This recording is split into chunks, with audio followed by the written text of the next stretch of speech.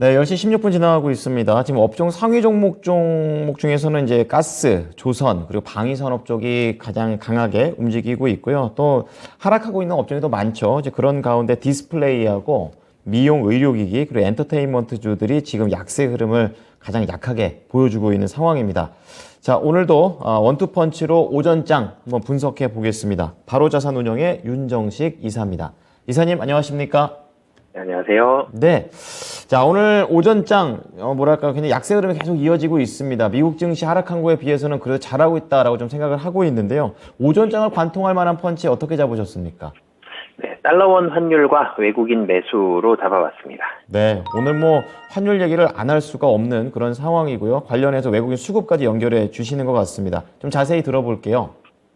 네, 우선 환율이 중요하죠. 이 외국인들한테 가장 중요한 1번은 환율입니다. 단기적으로, 직접적으로 단기간에 외국인들의 수익률에 영향을 가장 빨리 미칠 수 있는 게 환율이기 때문에 외국인들은 환율에 굉장히 민감할 수밖에 없고요. 외국인 들어온 자금의 사실 압도적인 비율이 액티브보다는 패시브죠. ETF 펀드들이 좀 많기 때문에 환율의 영향을 좀 더 많이 받을 수밖에 없는 그런 환경에 국내 증시는 노출이 되어 있는데요.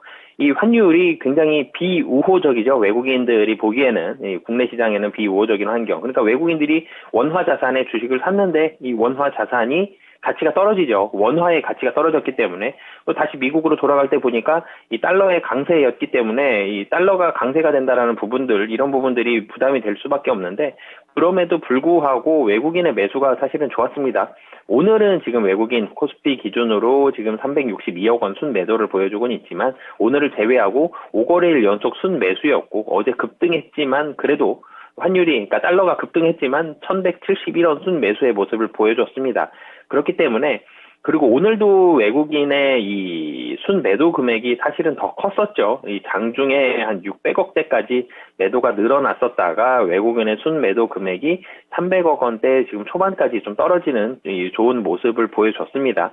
환율이 영향을 가장 많이 미치는 요인이긴 하지만 아직까지는 그래도 외국인이 환율의 영향보다는 국내 주식의 가격 매력도에 좀 더 집중을 하고 있다라는 부분. 사실은 환율이 좀 더 좋았다라면 외국인의 매수는 좀 더 적극적이었을 텐데 그런 부분들은 좀 아쉽지만 그래도 아직까지는 외국인의 환율에 대해서 국내 증시가 외국인의 매수가 환율이 외국인의 매수에 미치는 영향력이 그래도 아직까지 우려할 만한 수준까지는 좀 아니다라고 말씀을 드리겠고요. 이 경기 침체와 뭐 금리 인상 이런 부분들에 대한 영향력이 좀 있었는데 이 잭슨홀 미팅이 25일부터 27일까지 예정이 되어 있죠. 이 잭슨홀 미팅에서 이 어떤 발언이 나오느냐 그런 부분들을 시장에서 많이 주목을 하고 있는데 최근에 연준 위원들의 발언이 계속적으로 좀 매파적인 발언이 대부분으로 좀 나오고 있기 때문에 이런 부분을 신경을 쓸 수밖에 없는 그런 상황도 있고요. 그리고 미국 증시에서는 국내 증시보다 좀 더 빠르게 올랐죠. 특히 기술주들이 좀 빠르게 올랐었습니다. 며칠 전까지. 근데 이제 최근에 이런 이 매파적인 발언들이 나오는 상황이고 기술주들 이제 많이 올랐죠. 차익 실현해야 되는데 핑계가 필요합니다. 이유가 필요한 상황에서 매파적인 발언이 나오니까 여기서 이제 시장 다시 우려감들이 좀 나오곤 있는데요. 이 외국인들이 국내 증시 환율에 대해서 굉장히 환율이 좀 부담스러운 수준까지 좀 빠르게 올라갔음에도 불구하고 어제까지 매수를 했고 오늘 매도 금액이 작은 이유를 살펴본다라면 외국인은 달러의 강세가 어느 정도 사실은 제한이 되어 있다라고 판단을 많이 한다라고 보시면 되겠습니다. 굉장히 많이 올라가면 1,400원 정도까지 되겠지만 1,400원 가능성은 좀 낮게 보는 상황인 것 같고요. 왜 그러냐면 지표가 이제 나올 텐데 이 지표들이 물가를 안정시키고 있습니다. 이 개솔린 가격 미국 시장에 살펴보면 3.8달러거든요. 굉장히 많이 떨어져 있고 중고차 가격도 떨어지고 여러 가지 지표들이 인플레이션을 좀 억제하고 인플레이션이 지금 떨어지고 있는 그런 상황을 많이 가리키고 있기 때문에 금리에 대한 우려감이다라기보다는 일부 차익 실현하고 싶은데 이런 핑계로 좀 많이 삼았었던 부분들이 있고 미국 시장에서 달러의 강세가 진행이 됐고 그게 국내로도 이어졌지만 이 부분에 대해서는 상단은 좀 막혀있는 그런 모습들을 외국인들은 좀 인지하면서 매수를 하고 있다라고 보시면 될 것 같습니다.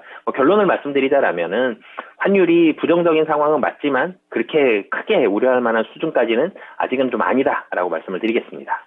네, 뭐 외국인이 손해 나는데 투자를 할 리가 없죠. 환차손이 나더라도 국내 증시의 이런 가격 메리트에 초점을 맞추고 있는 흐름이 계속 연출이 되고 있습니다. 달러 전망까지 들어봤는데요. 듣다 보니까 좀 궁금한 게 오늘장 중에서 좀 에너지 관련된 종목들이 워낙에 잘 가서 뭐 천연가스가 뭐 전년 대비 1000% 올랐다느니 뭐 사우디아라비아가 감산을 언급한다는 얘기들이 나오면은 아무래도 에너지 관련된 종목들한테는 또 어떠한 관점으로 봐야 되는지 좀 궁금하더라고요. 어떤 의견이십니까? 우선은 천연가스는 유럽 때문에 나왔죠. 지금 어제 미국 증시 하락에 대한 가장 첫 번째 이유가 유럽 경기 침체였는데 유럽이 뭐 가뭄도 있었죠. 중국도 가뭄인데 유럽 가뭄이 있었고, 그리고 이 유럽 시장에서 경기 침체에 대한 우려감, 이 우려감이 천연가스, 그러니까 러시아에서 천연가스 공급 차단하면 유럽 경기 흔들리는 거 아니냐, 굉장히 우려감들이 많았었던 이런 부분들이 영향을 미쳤습니다. 러시아의 유럽 공급에 대한, 유럽 천연가스 공급에 대한 이런 가능성들이 언급이 되면서, 차단 가능성이 언급이 되면서 천연가스 가격이 상당히 좀 많이 올라가고 있는 이런 모습인데요. 이 가격이 올라가고 있는 이런 상황 속에서는 천연가스 관련한 종목들 관심을 많이 가질 수밖에 없고요. 실적이 지금 당장 뭐 드라마틱하게 올라간다 이 부분보다는 주식이라는 게 이 연예인하고 비슷하죠. 관심을 많이 가지면 주가가 올라가기 마련입니다. 이 관심도가 상당히 높아졌다는 점, 실적이 올라가는 거는 그 다음 순서가 돼버렸거든요. 관심도가 증가할 때 단기적으로는 좀 올라가는 부분들이 있는데 천연가스는 좀 더 봐야 될 것 같고, 그리고 가격이 러시아가 유럽의 공급을 차단하는 무리수를 둘 가능성이 사실은 낮죠. 차단하면 굉장히 큰 위기가 오는 건 맞지만 가능성은 좀 낮은 상황이기 때문에 가격적인 면은 조금 더 살펴봐야 될 것 같습니다. 단기적으로는 우려감이 있기 때문에 올라가나 여전히 러시아에서 유럽을 차단할 가능성은 좀 낮다라고 보여지고요. 화학 업종들로 이 오늘 뭐 수급이 좀 들어가고 있고, S-오일이 최근에 좀 좋은 모습들이 있었죠. 이 정유에서도 원유 가격이 사우디에서 뭐 감산을 하겠다 이런 부분들에 대한 가능성이 좀 점쳐지고 있는데, 그거는 이 사우디의 감산 가능성보다는 지금 원유 자체로는 가격이 어느 정도 좀 안정이 되어 있는 이런 상황들이고, 미국에서 가솔린 가격도 지금 계속 떨어지고 있죠. 그래서 이 가격적인 변동에 따라서 천연가스도 그렇고 원유도 그렇고 가격적인 변동에 따라서 기업을 볼 때는 좀 단기적으로 이 주목을 많이 받았었고, 그렇기 때문에 가격이 올라간다 이 정도의 시각으로 보시고요. 이 조금 더 길게 봤을 때 역시 주식은 실적이죠. 실적이 얼마나 잘 나오느냐. 정유업종들이 실적이 괜찮죠. 정제 마진이 좋기 때문에 이런 실적으로 조금 더 길게 봤을 때는 접근을 하시는 게 좋을 것 같습니다. 네. 자, 에너지 관련해서 좀 천연가스와 정유 관련된 종목들로 추가 질문을 좀 드려봤습니다. 자, 그럼 오늘 장을 이길 수 있는 펀치로 넘어가 보겠습니다. 어떤 쪽으로 포인트를 잡아볼까요? 네, 자동차와 조선업종 상승으로 포인트를 좀 잡아보겠습니다. 네, 자동차하고 조선업종. 자, 어떠한 포인트로 봐야 될까요? 오늘 이 섹터별로 수급을 살펴보면 가장 눈에 많이 띄는 게 운수장비고요. 두 번째가 기계인데요. 이 운수장비로 들어가 보면 운수장비 섹터만 놓고 보면 오늘 시장 굉장히 좋은 것처럼 보입니다. 운수장비 섹터의 시총 1위부터 지금 15위까지를 놓고 보면 현대모비스만 0.47%, 47% 좀 하락을 하고 있고요. 나머지는 다 빨간불을 켜고 있습니다. 지금 국내 증시는 하락을 하고 있고 하락 종목이 훨씬 더 많은 상황에서 운수장비만 지금 어떻게 보면 좀 빛을 내고 있는 이런 상황인데요. 왜 이렇게 오르는지를 좀 살펴보면 우선은 시장이 불안한 모습이 있죠. 이 전일 미국 시장에서 반도체 많이 하락했고, 반도체를 포함한 다른 여타 기술주들 상당히 많이 하락을 했습니다. 나스닥이 2.5% 좀 넘게 하락하는 이런 모습들이 있었고요.